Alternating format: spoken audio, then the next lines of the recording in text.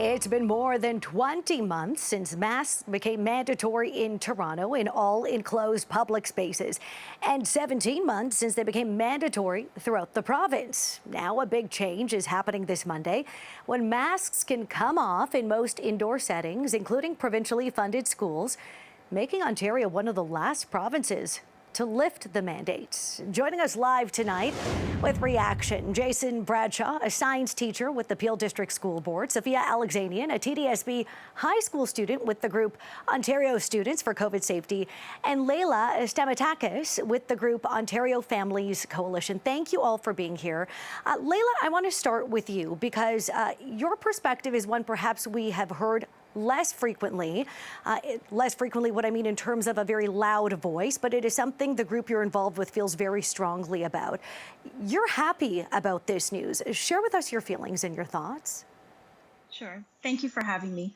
I'm a mom of two young children, and one of them is too young to be eligible for vaccination. And even so, I am very much relieved and grateful that the mask mandate is lifting on Monday. With that being said, we've been talking to our child about being understanding and being showing respect no matter the choice that other people take for those who continue to mask. What I will say is that even though my child comes from a loving home, we could say a privileged home, masking has been very difficult for her and has caused harm. And I know I'm not alone in this. I know many other families I've spoken with feel the same way, especially those, children particularly, impacted by things like, speech impediments, hearing loss, and many other cases. The entire pandemic, boards have cited provincial health guidelines and local public health guidance. Now both the Chief Medical Officer of Health and TPH have supported ending this mask mandate. So, we know that board trustees are not public health experts. They're wonderful at their jobs, but that is not the focus of their jobs. And so we have, as we've trusted the medical experts before, we need to trust them now. And I know our family very much welcomes this change. Mm-hmm. And Leila, just to be clear, does your family and other parents as part of Ontario Families Coalition generally support the opportunity for people to have a choice, or do you prefer, masks gone altogether? I mean, I guess you can't really keep someone from putting one on in a public space mostly, but is the choice a good thing? Absolutely, a choice is a good thing. This is going to be a challenging transition for everybody, and we absolutely, and I'll speak for myself, support people continuing to mask. I know many people who will continue masking, and I will show them the respect that they deserve. And I also expect that, children, especially who choose to unmask, will not be stigmatized or treated differently. The respect has to go both ways.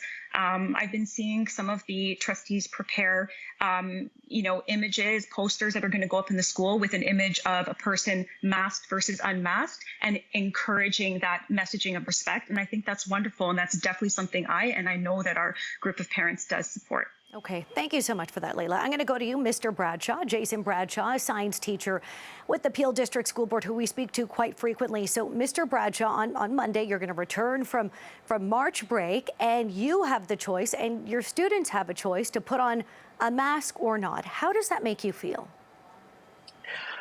I question whether this is the time to end the mask mandate, to be honest. I know that we all want to be back to normal as soon as possible, but I know that a lot of people are now very concerned and very anxious about returning to schools, knowing that their children may be sitting next to someone not wearing a mask, or that a teacher might not be wearing a mask. And I understand that there's going to be a lot of anxiety because of that. I know that a lot of medical experts have in fact suggested that we might want to wait just a couple more weeks until we know what the effects of March break and St. Patrick's Day and other gatherings like that have had on the COVID numbers in the province.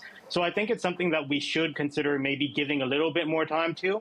We've mentioned that Ontario is one of the last provinces to somewhat hold out on this mask mandate, but my understanding is that Nova Scotia just earlier today actually announced that schools would be maintaining the mask mandate for at least a couple more weeks. Okay, last check I had, Nova Scotia was removing the mandate on Monday. We will do another check on that. And then PEI was the last holdout, which is early April is when they were going to remove the mask mandate. So we, of course, recognize both perspectives here. This is a challenging issue. It is something, you know, even though we've gone through this the last 2 years, have had to wear the masks, this certainly is new in terms of modern history. So let me bring in Sophia here for just a moment. Sophia, you hear from Layla, you hear from Mr. Bradshaw as well, calling you Mr. Bradshaw as you're a teacher in the school system. And Layla, you feel very strongly about this as well, so strongly you have something planned on Monday. How are some of your peers feeling? And I say that meaning how big of a group do you have here that's going to rally and show support on Monday?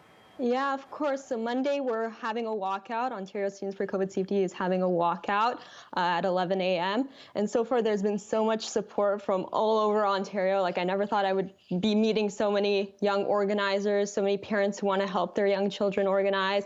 It's just been crazy, the response. So in the TDSB, we have 11 schools that are participating and a few others where they're scattered, where kids want to also walk out of class and show their support. And across Ontario, we have 50 plus schools signed up, and that's just those that have signed up with us. So there is quite a response because students being on the front lines, we know that we need to proceed with caution with lifting all sorts of restrictions, safety precautions in schools, because we can't risk having learning disruptions and having teachers absent, having ourselves get sick, having even schools shut down as we've had. We want to be in person, we want to be safe. And there's a way to do that. There's a way to proceed with caution. So that's why we feel so strongly about it. So in terms of this walkout, it is so important to have a voice and express how you feel and protest if you feel that's appropriate. But the Ministry of Education, Sophia, has been clear. Schools like the TDSB, which you attend, and the Hamilton Wentworth District School Board and the Waterloo District School Board, who have all asked for a bit more buffer time when it comes to this mandate, they've all been denied that request. Do you feel like your voice, this rally, this opportunity, you're going to go unheard? Well, you know, we're a group that has done previous actions. We've run a petition, we've sent a letter, we've done other things, and so far we have, for the most part, gone unheard. But that doesn't mean that we should stop trying. That doesn't mean that we should let ourselves go silent. If we just let it happen, that will be on us. It's important to still have that voice, to still make it clear, to set that precedent that students do care about safety, that students do care about their education. I think that's the most important part. Okay, I want to go back to something Jason Bradshaw here mentioned. So we can confirm, and I apologize to you, this happened 4 hours ago. Nova Scotia is extending its mask mandate in schools until mid-April. According to the information, they're basing it off of a pediatric report. And the Premier, Premier Houston, is saying, look, I'm just going to share this. It is clear the best decision based on today's information is to keep masking in schools until the middle of April. Now, Jason, as you know, the Science Advisory Table here in Ontario also recommended that we needed more time, but the province here, the decision makers, said no. So what do you make about, just in the last few hours, this about face from Nova Scotia? What does that say?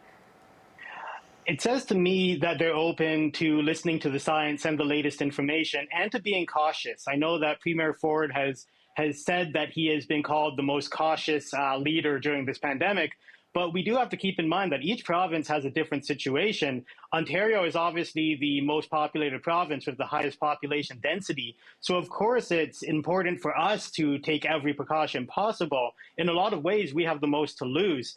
And it's interesting that you mentioned earlier about school boards not having the choice to extend their mandates, but for some reason, private schools have been given the freedom to do so. So I'm not entirely sure why private schools get to play by a different rule book than the public schools do. Yeah, so our understanding is because of the publicly funded schools and their relationship to the Ministry of Education. And what I want to add, something we reported on at the beginning of the show, is that the Hamilton Wentworth District School Board says, despite Minister Lecce saying you can't do this, they are still going to do this. And we've heard from the Ministry of Education that this is not something they could legally do. So we are trying to find out more information as to how the Hamilton Wentworth School Board is going to move forward with a mask mandate. even though the province is saying it's illegal. They don't have the authority as a board to make that decision.